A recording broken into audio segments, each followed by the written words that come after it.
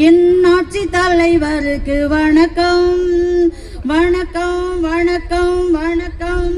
எங்கள் அதிகாரிகளுக்கு வணக்கம், அவையோருக்கு ஒரு வணக்கம். வாக்களிக்கும் மக்களுக்கும் வணக்கம், அவையோருக்கு ஒரு வணக்கம்.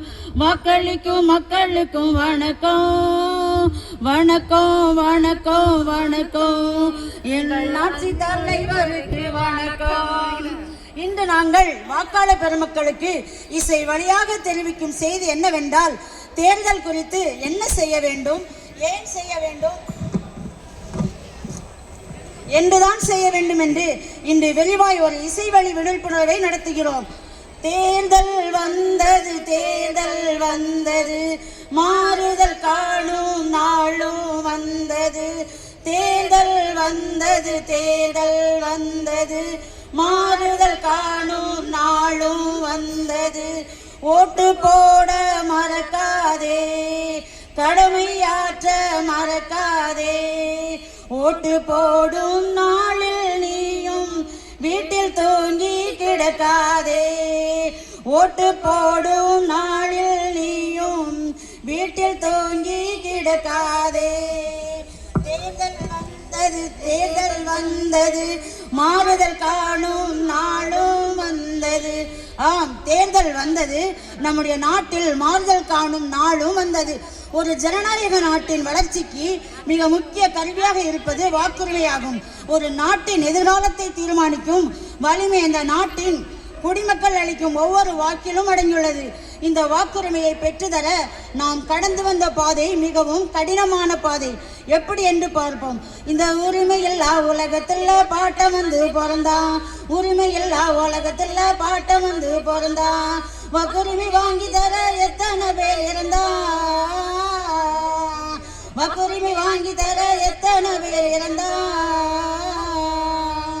வாக்குரிமை என்பது இந்திய அரசியலமைப்பு சட்டத்தின்படி 18 வயது பூர்த்தியடைந்த ஒவ்வொரு குடிமகனுக்கும் வாக்குரிமை உண்டு. இதில் ஜாதி, மதம், இனம், மொழி, பாலினம் என எந்த பாகுபாடும் காட்டப்படுவதில்லை. எல்லாரும் ஓர் குலம், எல்லாரும் ஓர் இனம் என்ற பாரதியின் வரிகளுக்கு ஏற்ப இதுவே சமத்துவத்தின் அடையாளம். அதற்கு நாம் என்ன செய்ய வேண்டும்? நாட்டு மக்கள் எல்லாருக்கும் ஓட்டுரிமை இருக்கு, நாட்டு மக்கள் எல்லாருக்கும் ஓட்டுரிமை இருக்கு. நல்ல வேட்பாளர் தேர்ந்தெடுக்கும் பொறுப்பு வேணும் நமக்கு. லட்சம் பேர் சேர்த்த சிந்தி வாங்கி தந்த மண்ணு, இத பத்திரமா பார்த்துக்கணும், நாம பத்திரமா பார்த்துக்கணும். ஒன்று சேர்ந்து நின்று அதற்கு எல்லாரும் ஓட்டு போட வாக்குச்சாவடிக்கு செல்ல வேண்டும். எவ்வித பாகுபாடுமின்றி அனைவரின் குரலுக்கு சமமாக ஒலிக்கும் இடம் வாக்குச்சாவடி ஆகும். நாம் அளிக்கும் ஒவ்வொரு வாக்கும் தகுதியான தலைவரை தேர்ந்தெடுக்க வழிவகுக்கும். நமது உரிமைகளையும் தேவைகளையும் உரக்க சொல்லும் குரலாக அமைகிறது. ஒவ்வொரு தேர்தலுமே சொல்கிறதே, வாக்கென்றால் ஒரு விரல் வலிமையே.